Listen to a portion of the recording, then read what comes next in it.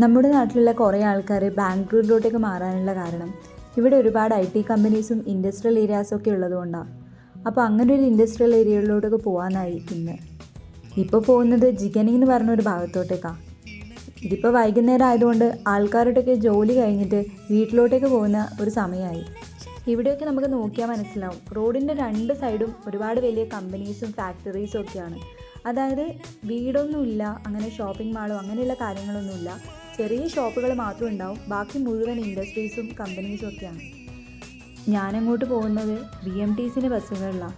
നമ്മുടെ നാട്ടിൽ പ്രൈവറ്റ് ബസ്സുകളാണ് കൂടുതലെങ്കിൽ ഇവിടെ അധികവും BMTCൻ്റെ ഗവൺമെൻറ്റിൻ്റെ അണ്ടറിലുള്ള ഈ ബസ്സുകളാണ്. ബസ്സുകൾ കാണാനും നല്ല വ്യത്യാസമുണ്ട്, കുറച്ചുകൂടി സൗകര്യമുള്ള പോലെ തോന്നിയിട്ടുണ്ട്. പിന്നെ ഞാനൊരു സ്ഥലത്തോട്ട് ഇറങ്ങി. ഇവിടെയാണ് നല്ല കാറ്റൊക്കെ അടിച്ചു, വരുമ്പോഴാണ് നല്ല മഴയും കിട്ടും.